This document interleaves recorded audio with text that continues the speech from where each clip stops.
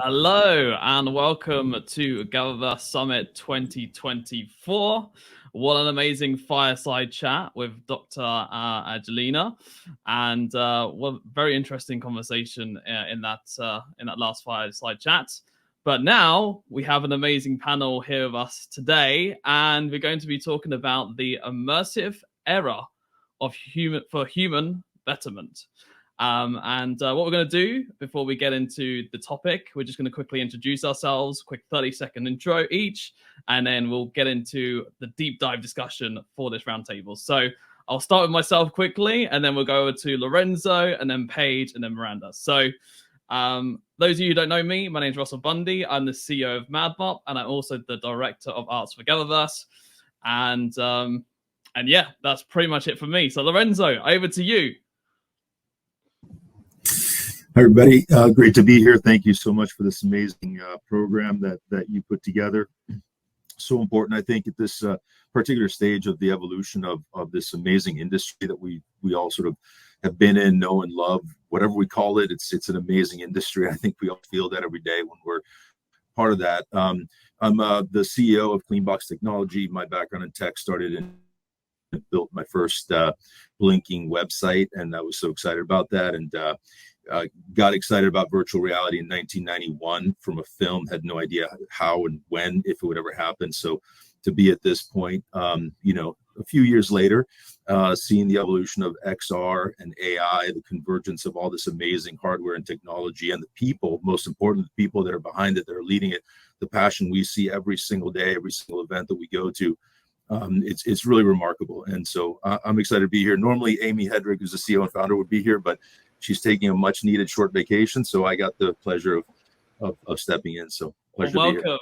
Welcome, Lorenzo. Thank you very much for introduction. Paige, over to you. Hello, welcome. Thank you so much, Russell. It's wonderful to be here. Thanks for gathering us together with Miranda and Lorenzo. I'm thrilled to be here at GatherVerse. I'm Paige Dansinger, the founding director of Better World Museum, Horizon Art Museum, Women in Horizon, and I also work at BitSpace XR as the Senior Director of Community and Metaverse Development. I'm really love to work with groups, individuals, and communities that are building for a better world using sort of an of-by for all community basis. Awesome. Thank you very much for joining us, Paige. And last but not least, Miranda, welcome. Thank you. And thank you so much to the whole GatherVerse team for bringing together such a strong community to talk about these important issues.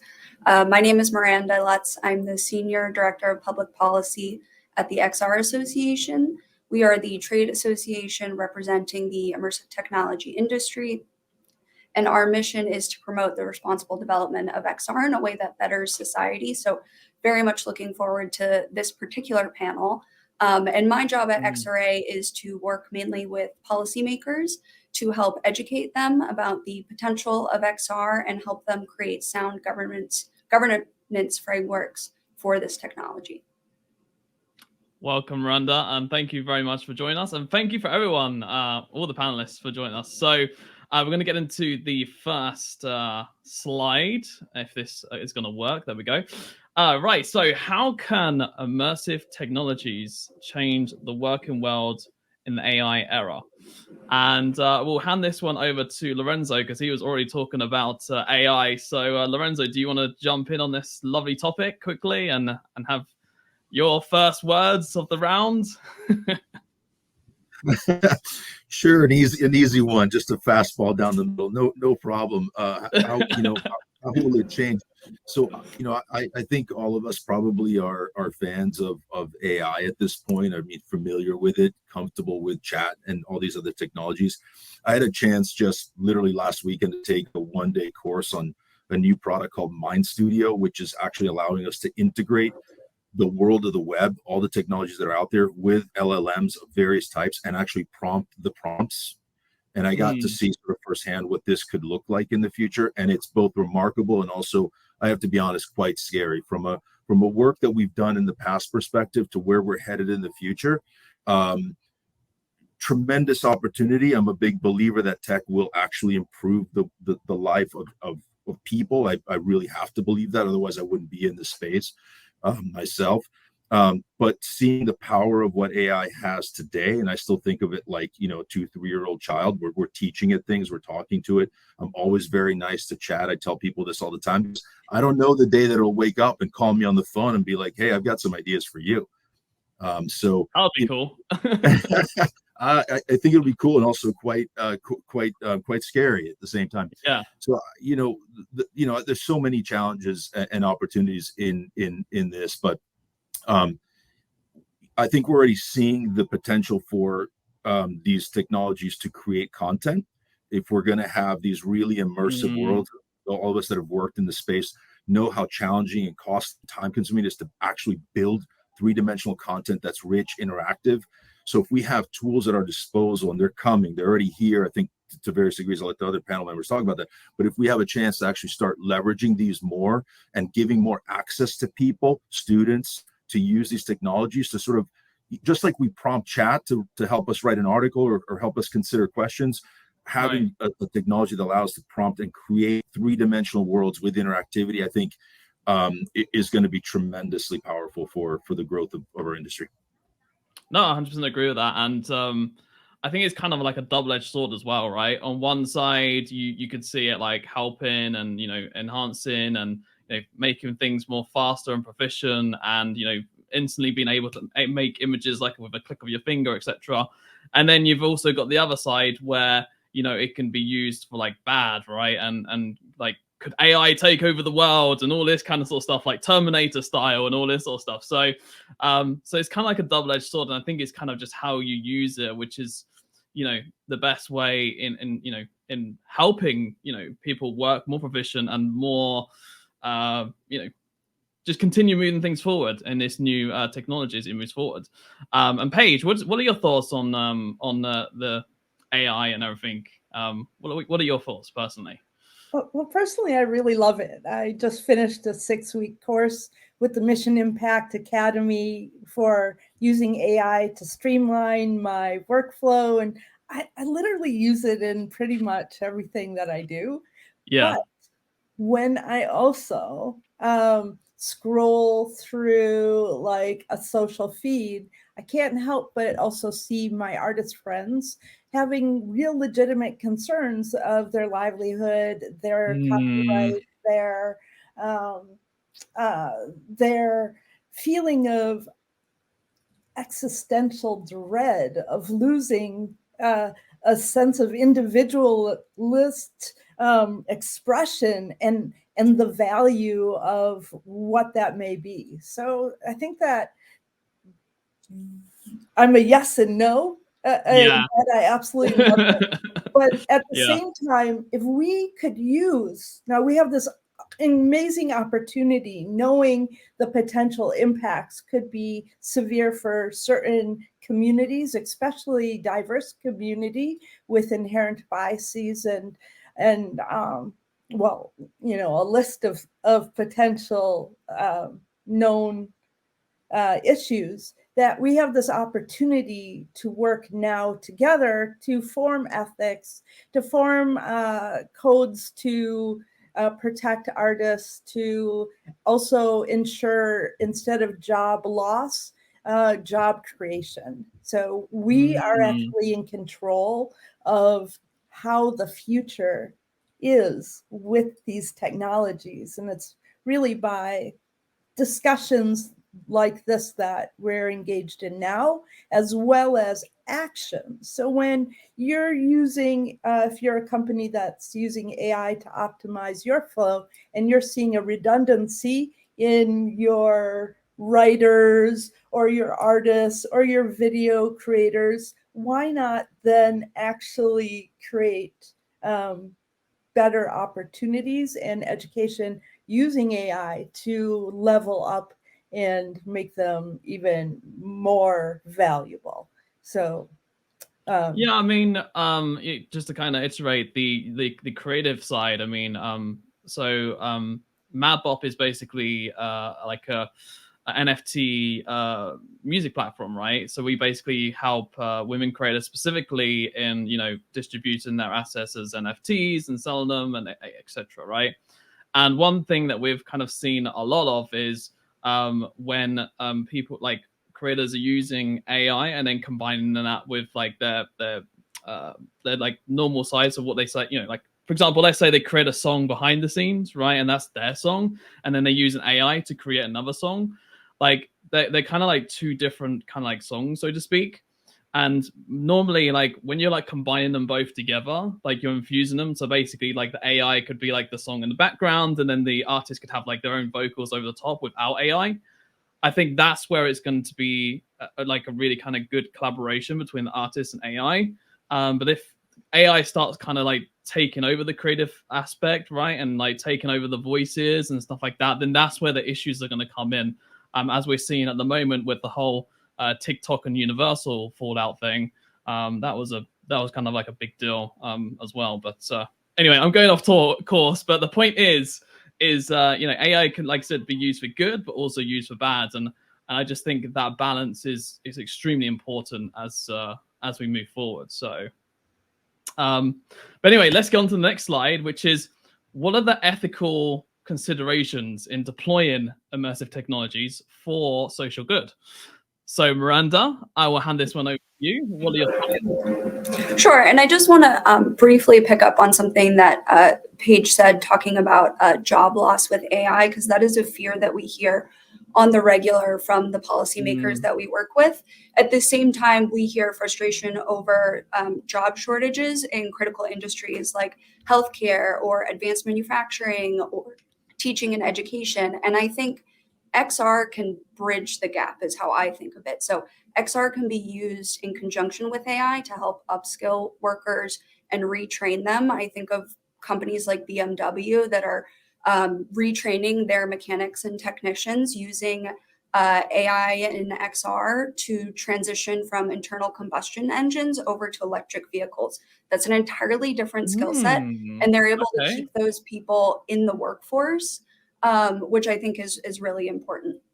To this question about the ethical considerations, do you have? Oh, you have just dropped off for a second there. And she's dropped off. All right. Yeah, Paige, do you want to join in on this conversation? I'm happy to see. Oh, I thought Miranda might have been back. She's back. She's out. She's in. She's out. Well, I really want to support what Miranda is saying about how that we, like I said, this is our great opportunity, and we can educate and upskill and create a wonderful pipeline of learning with our XR technologies. Right. Yeah, I mean, gotcha, Miranda. Yeah, Miranda, welcome back. Do you want to join back in on the discussion? And I don't need to leave us again. I know I don't want to like scare you or anything. Like, I know it's a big question. No, but I think I mean, this can maybe touch on one of the ethical considerations is making sure that everyone has equitable access to these technologies, and it's not just to the hardware itself, it's also to broadband infrastructure and high-speed internet, which case in point is very important. And so I think investing in the connectivity infrastructure will be really important. I think as more products come online and the form factor increases, the cost will decrease for these technologies, which I think will be really essential in making sure that XR isn't something that expands the digital divide. You know, the two kind of hallmark policy focuses that we have in this area is privacy and safety. So what does it mean for us to be using these immersive technologies in our home, in our private life? What information is being captured and shared? How are companies being transparent to users about how that data is captured and shared? I think will be really important. And I think we're starting to shift to a world, and hopefully we're starting to shift to a world where individual users have greater control over their data and how that is shared. And then I think safety is an essential ethical consideration. How can this technology be deployed in a way that is physically, emotionally, and mentally safe for all users.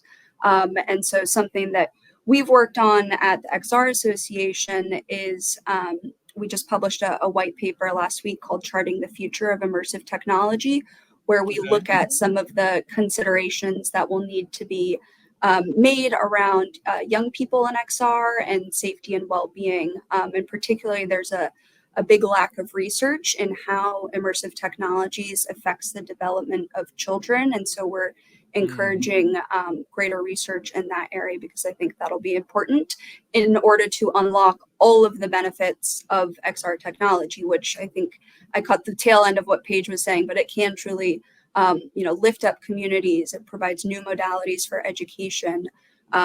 It can be used for, to enhance surgeons as they're doing surgery, improve patient outcomes. There's so many benefits of this technology. We just need to make sure we have the right frameworks in place to roll it out ethically. No, I think that's perfect what you said there, and also it kind of makes me think of what was it, Apple Vision Pro? Kind of like, what the potential of that is, well, at least the style of it, of what it's going to be like, and how it can be used.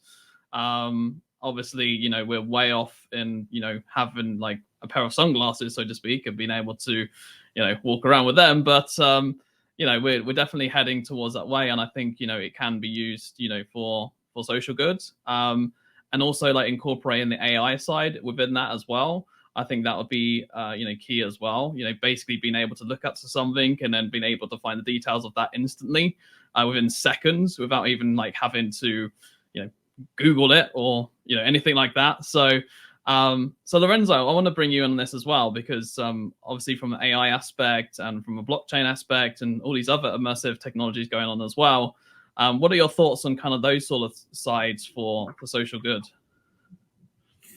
Yeah, I mean, I think first of all, what got me really excited about 9 years ago when we pivoted, we had a digital agency that I was a co-founder of in Miami. They're still going. I left in 2020, but the thing that got me really excited about the XR industry was seeing the impacts of social good. Let's call it very broadly that, right? But empathy, creating environments that would help people understand social problems. We did at the time, a lot of work in Latin America with nonprofits to bring attention to farmers that were being impacted by climate change and helping to retrain them through these technologies. We worked with landmine safety and impact. That was, these are areas that most people don't know about, they don't think about. But the amazing power of the technology is that the immersiveness of it is so memorable and so visceral for people that, the experiences that we had people going through, they were coming out literally in tears because it was just that impactful. And I think that's important. When we talk about social good, a lot of these are things that that we really need people to walk away with not just an understanding of at a top, we need to have them feel it, right? And this technology enables really people to feel and remember it. I recall very recently at an event in Paris at the Musée d'Orsay. It was the VR Van Gogh experience, which I think most recently it was an HTC Vive Arts event, got something like 600,000 visitors. And mind you, I had spent 5 weeks in Europe. I'd seen some of the most amazing art in the world. That experience, I still remember to this day. It was visceral, it was emotional, and it was 10 minutes. But I see that as the potential. The downside, I think Miranda talked about these points as Paige did as well, which is we still live in a digital divide world. I mean, this is still a major problem. I think as of 2021, something like 23% of people did not have access to internet and broadband.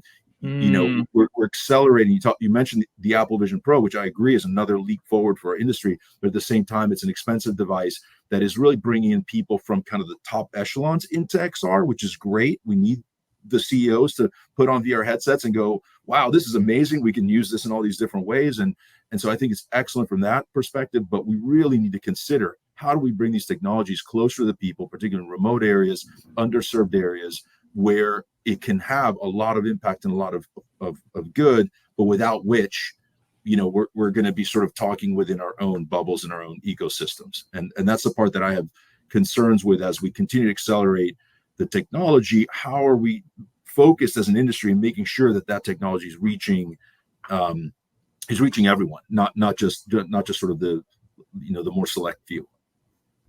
Yeah, I mean, there's, that's a crazy stat. First of all, I've never, that's a lot of people that still need to get access to broadband. But not only that, right? When we were talking about AI earlier, right? I mean, we're talking potentially millions of people like potentially losing their job by 2030, and it's going to be a big thing. And then plus you've got XR, and then you got AR, then you got blockchain, then you got NFTs, then you got metaverse. Like, add all these different technologies on top of each other, and we're talking about like a complete different world that's never even been seen before. And the mix of reality with digital reality as well, which is a whole another crazy thing as well. So yeah, I mean, it's just we need to just kind of keep moving forward, putting humanity first, focusing on the good in the world, and just keep using it for good rather than using it for other gains or anything like that. So which brings me on to my next question, which is how can we ensure that these immersive technologies are accessible to all communities? Or actually, we just spoke about the internet. 25% of the people not having it. So how can we make it more accessible to more communities? Paige, I'll bring you on this one. All right, thank you. Well, I'd really like to circle back to something that Dr. Angelina Dayton talked about, is really using this technology as not only as a listening tool, but a platform for creating and facilitating opportunities that are led by communities, so that experiences that are formed are led, that are of, by, for all of the community. So really like considering from the design of the Apple Pro and who's able to really, like, when you consider like the guy on the subway doing I watched that, yeah. Well, who else is safe to do that? Is a diverse person or a woman safe to do that? Or is the design conducive for allowing that?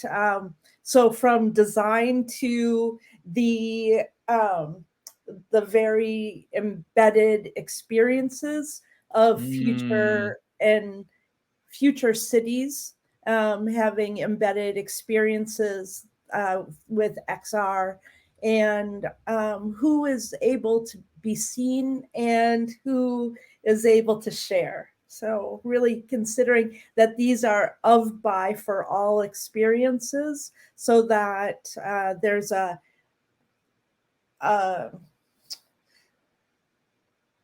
dissolvation of that overwhelming powerlessness that people have, and the divisionism within our greater structural environment. Yeah, I mean, I just, it kind of makes me think, like, it makes me think as well, like, just kind of from what you said is how can we make this, like, all this technology so simple that anyone can use or be able to immerse themselves in or be a part of, right? Because I think that is one of the biggest issues that I found, even like 2 years ago when NFTs were, hyped back in 2021, and there was a whole massive thing about it, and people just think it was JPEGs and all this sort of stuff. Like, the barrier to entry going just to purchase one NFT was ridiculously high. And, I think, as things, becomes more accessible and platforms integrating the blockchains behind the scenes rather than not making it the main thing, allowing people to log in with an email and passwords rather than having a MetaMask wallet, or, being able to pay in your credit card and debit card other than crypto, all these different things that makes it more accessible for everybody. That's how I think it's going to be more accessible to a lot more communities, by simplifying it. So in that way, then everyone can come on board and be a part of it, and be able to wear the future Apple Vision Pro, or be able to purchase the future digital NFT, or be able to immerse themselves in different metaverses. And I definitely think that is one of my main things, and what I'm seeing a lot more of now, as kind of the NFT space in particular has kind of moved forward, and also XR and the metaverse. I mean, the metaverse is transforming really fast as well, and becoming more easy and more accessible. So I definitely think that is kind of like the way forward. And I just kind of like thought about this whilst you was talking, Paige. So you kind of like triggered my mind as we were talking. So but yeah, I'll go ahead, Paige. Did you want to say something else? No, just how much I like that. That's exactly what these conversations are able to ignite further thoughts that turn into actions together. Yeah, and I really believe that, like at the end of the day, we've got to all come together to make this world a better place, and the more of us there are together, and the more of us that unite, the better for the world. And Miranda, we'll bring you on this conversation as well, from an XR standpoint, and from what you've seen and from your personal experience. What have you seen in being able to make it more accessible to more communities? Yeah, I think a really important goal of the industry should be to build a more diverse XR workforce, because if you bring in diverse perspectives, diverse experiences from the ground up, not just from like the engineering and design perspective, but also from product management and sales, like across the board, all of these things come together to create these immersive communities. And the more diversity we can have, the better and stronger those communities will be. And so I think this comes down to education and digital literacy, starting at like the elementary and middle school levels. Kids need to be able to see career pathways into XR, and I think that's not quite visible yet. So something that we talk a lot about at XRA is how we can get these technologies into local communities via libraries or community centers or other community-oriented facilities that can help democratize access and teach kids about the career pathways, and then also how they can be a responsible citizen in an online community, because increasingly everything is going to be digitized as we're heading towards an immersive metaverse. It'll be really important for kids to have those skills, and so that they can then grow up to build these really amazing diverse platforms. And I also think that AI will have a role to play here. I think it will accelerate the development of certain bespoke features, and there are already so many good best practices out there for how to embed accessible features into XR devices and platforms, but they have to be implemented. And so I think AI can help accelerate the implementation of the many best practices that are already out there. No, I agree. I mean, yeah. Lorenzo, actually, I'm just going to bring you in on this because I can see you dying to get involved. So go ahead, Lorenzo. Come on in. No, I was just thinking, like, each one of these questions are so good, and these are the sparks of conversation. You could have literally a one-day event on each one of these topics. I almost feel like we need to start having those big broad on very specific things, bring in the data and seeing what's actually happening, because there's a lot of things happen. I have an interesting vantage point with Cleanbox. I'm sure much, like Miranda and the XRA and folks that are we work across so many industries and across the world, right? So I have this opportunity to kind of see what's happening in many different ways. And we see a lot of activity in the entertainment space, and, whether it's arcades and museums, education, of course, healthcare, government, DoD, manufacturing, across all ranges, using this technology to train their employees of the future, as Miranda and Paige said, make it faster to train all the shortage of people that we have across a whole range of areas. If you look at the Department of Labor shortages, many of those are what we would call in the past, blue collar positions. But if there's not enough people to repair airplanes, there's not enough people to fix, plumbing. We're literally at a shortage. And so this technology, I'm just sort of piggybacking on something Miranda just said, which is bringing this to communities and libraries and making this technology available. And I totally agree with that. I think we need to use kind of like the arcade model that's now flourishing and booming, but make these sort of, I won't call them arcades, but these VR immersive centers where people can come in for free and participate and learn and explore maybe, various types of experiences that are more focused on social good, on the arts, on communities, built by the local communities, built by the students. There's a lot of potential to do that. And, ultimately, I think it's a question of commitment and money. and I don't think the U.S. is spending enough money right now in this critically important technology.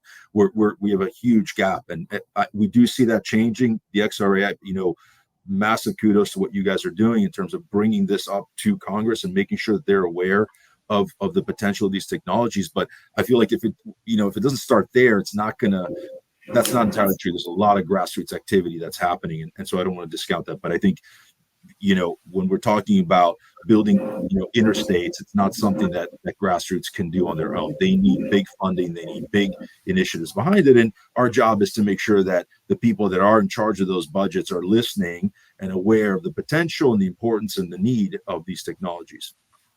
Yeah, if I could just hop on to that real quick, because we actually did a research project with George Washington University last year doing a comparative analysis of how the US government, in comparison to the UK, EU, South Korea, and Japan, are nurturing immersive technologies. And just to hit it home, the TLDR is that the US is far behind, even though we are home to many of the titans of industry and the really exciting small startups that are in the space. The government has not invested as it should in these technologies from an R&D perspective, from an education perspective. I mean, North Korea has metaverse academies that are fully paid for, that are teaching students not just the technical skills that are needed, but all the creative skills that are needed to create immersive experiences. So I do think that government has an important role to play, and we are strongly encouraging the US to step up in this regard. Amen. All right, so our next question, which is, in what ways can immersive tech foster global collaboration for social justice? Very interesting discussion. And Miranda, you did just briefly mention it, of course, with your study. Yeah, I think there are a couple different ways. One, the tech itself, I think, can be a platform for bringing people together. We know of instances of the State Department diplomats using it to hold meetings during the pandemic because, body language or a sense of presence is so important in diplomacy. And so there is, even though Avatar, quite where we want them to be, we just got legs in Horizon Worlds. It does make a difference. And I also want to pick up on what Lorenzo said earlier about the power of immersion to build empathy. And I think that's really a promising area, because I think that you can tear down preconceived notions and build community in a way that is very unique in immersive environments. And so I think of, issues like climate change, which has really struggled to gain traction in the US in a way that results in meaningful policy change. So how can we use XR technology to educate policymakers about the climate crisis or other humanitarian crises, from refugees to natural disasters? There's a real impact that you can have there. And I think that is really important. And this can happen on a global scale. It can help break down geographic borders. And what we're hoping is that governments at an international level will start to raise these issues in forums like, the G7, the US Trade and Technology Council, the UN, OECD, because I think it'll be really important to have a global governance framework for these technologies. The metaverse is not going to recognize geographic borders. And so we need to make sure that we have the frameworks in place to support its use for social justice matters. And of course, GatherVerse will be there as well, bringing everyone together in a global collaboration. But Paige, over to you, because I can see you going, put me on the screen. So go ahead, Paige. Well, I'm so excited about what Miranda is talking about, in that the XR Association is looking at looking at social justice with such a deep lens. At Better World Museum, we really, Better World Museum was a brick and mortar museum for over 5 years, downtown Minneapolis. Oh, I think I froze a little bit, but can you still hear? We can still hear you loud and clear, so you can keep going. Okay, great. It was a brick-and-mortar museum for over 5 years, and my background had been working in museums for over 20 years. And when we pivoted 100% into virtual reality, we really saw this as, well, not only did we use VR while we were a brick and mortar museum to create the VR garden, which over 4,000 people drew something that would go into a garden, and we turned that into a traveling pop-up. We went through Asia and the US and areas that were impacted by climate, to other social injustices, meeting with women and teens in many communities. But then Better World Museum itself made a commitment to dismantle the structure of museums inside the metaverse by creating like this very typical like museum template, and inviting artists in residence to dismantle the museum and make their vision of a better world. To date, we have had one artist, Angel Artist, that created a museum for Black women. She completely like changed the colors of the walls. She obliterated the entire like structure of the typical museum to create her vision through visual reconstructions of art from Black artists, to her own poetry and visual language as well. We had one person, VJ Franz K., who created a museum on neurodiversity and inclusion and connection over competition.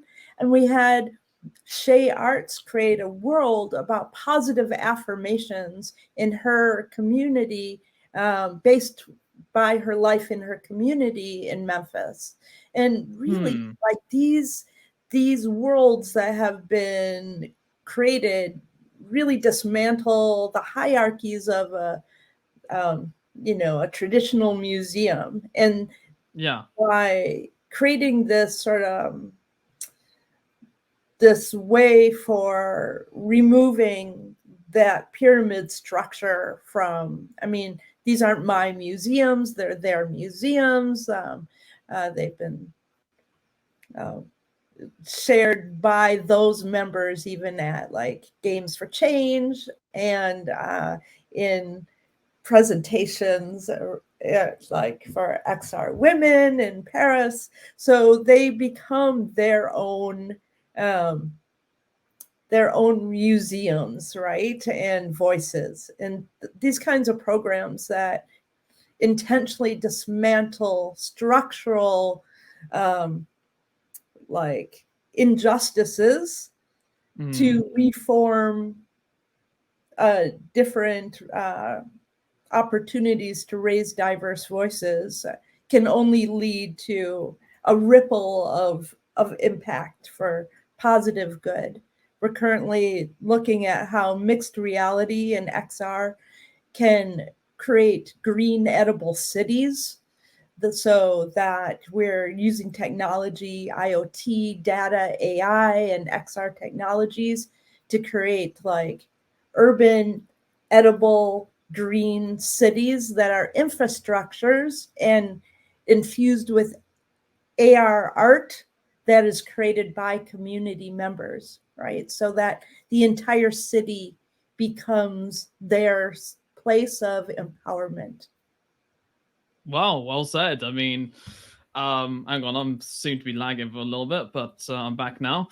Yeah, no, well said. I mean, honestly, for there'll be lots of people going on about like, from a city standpoint, if you're going to be using that in the city, like, basically like the power consumption and how's that going to affect the planet, and they'll say all about this sort of stuff. And what I would say to people like that is, say, hey, like, there's technology now, like especially blockchain technology, etc. And blockchains, like for example, Polygon, Tezos, all these kind of green economic, power consumptions. I mean, some of these blockchains, when you create an NFT, is less than a tweet, like a power consumption to create one NFT. So like the power consumption these days for blockchain and in NFTs and in general, is a lot lower than whatever it used to be before.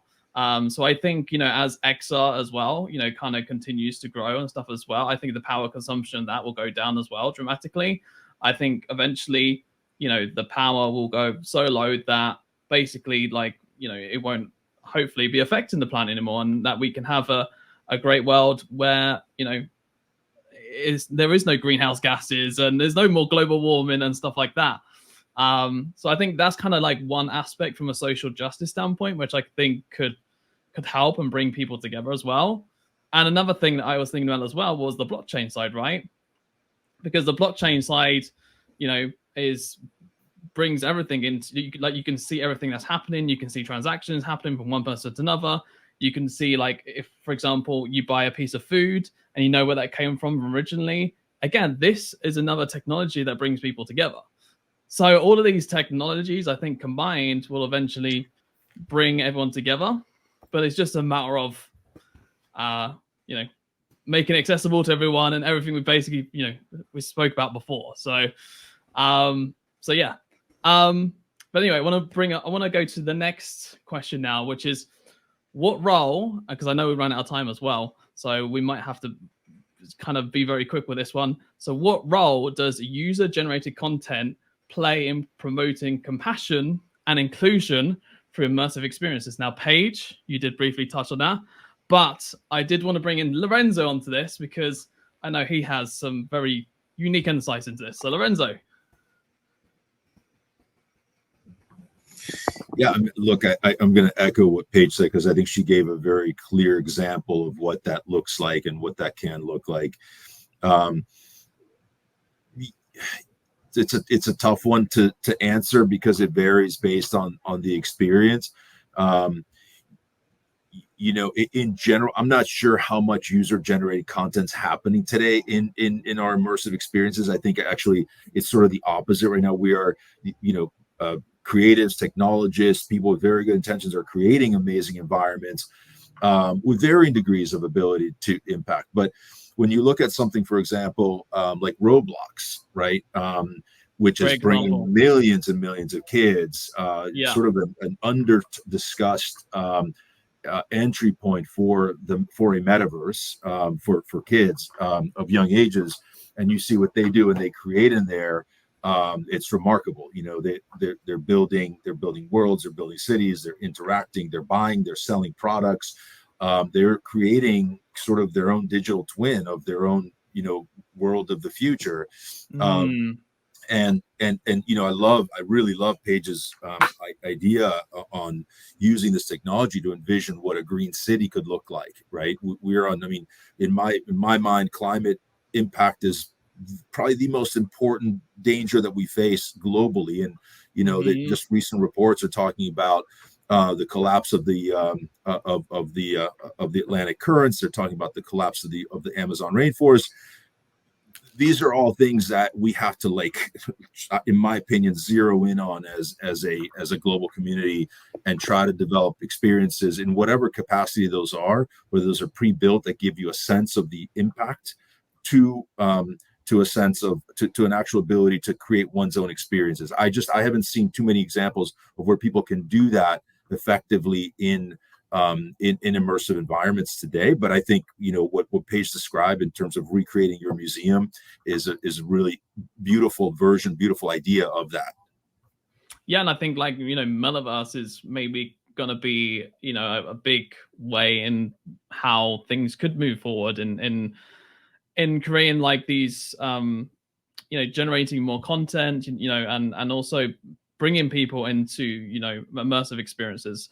I definitely think the whole Apple Pro thing, I know they're very big and bulky, and the power on them runs out within 2 hours or something like that. I've seen it. I saw the same thing that you saw, Paige, with the guy running around Subway. It was very interesting.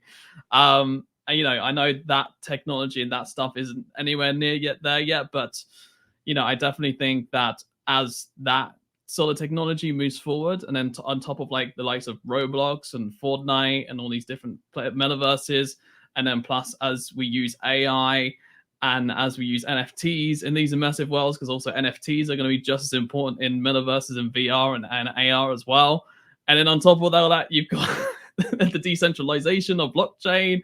I think all of this is just going to come into one massive ball.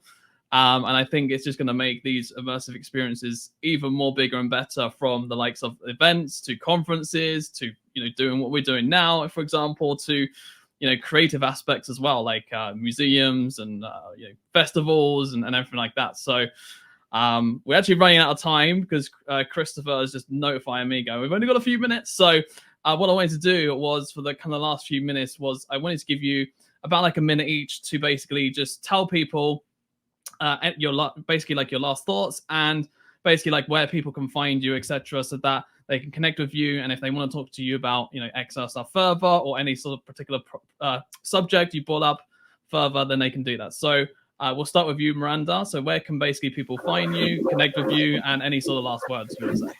Sure. Well, I encourage folks to check out the XRA website, which is xra.org. We have a ton of great resources out there for policymakers, for developers, for folks that are just interested in the XR field and are looking to understand a little bit more about the use cases that are out there. So it's a great resource. You can find me on LinkedIn, and encourage you to reach out to me individually, particularly if you have questions on the policy angle. We're always looking for stories to bring to policymakers about how XR is impacting daily citizens' lives. So look forward to connecting with you all, and thank you for this platform. Thank you very much, Miranda, and thank you for being with us on the panel today. Lorenzo, over to you. Where can people find you? Any last words, etc.? Yeah, no, first of all, thank you for this opportunity. It's such a great panel, so many interesting questions. You can find me on LinkedIn, or encourage you to take a look at Cleanbox Technology.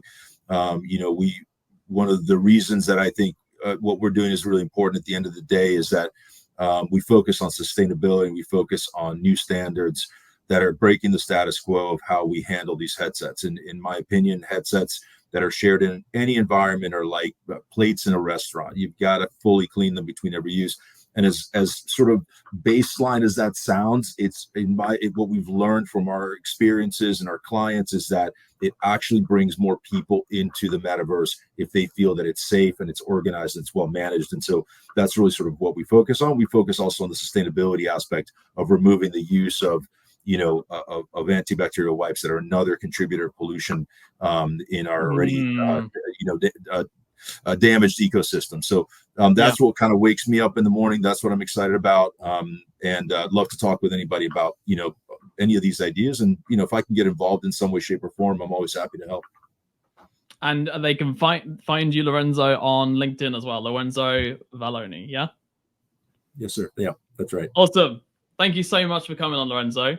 And Paige, Thank you. Thank you. I'm actually cringing thinking about using a VR headset somewhere without it in a clean box. I can't even imagine that. So thank you for the technologies, Lorenzo, and Miranda. Thank you for your focus on policy making, and Russell, blockchain all the way. I love the power that decentralization and transparency is going to bring into the metaverse.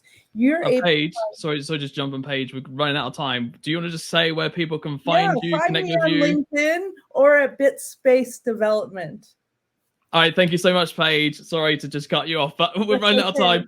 And obviously, you can find me as well on LinkedIn as well, Russell Bundy. You can connect with me on there as well. Any sort of discussions that we spoke about today, you can reach out on there as well. And obviously, you can connect with anyone on this amazing panel. Thank you so much. Thank you all for coming on. And Christopher, I think we are ready to go out.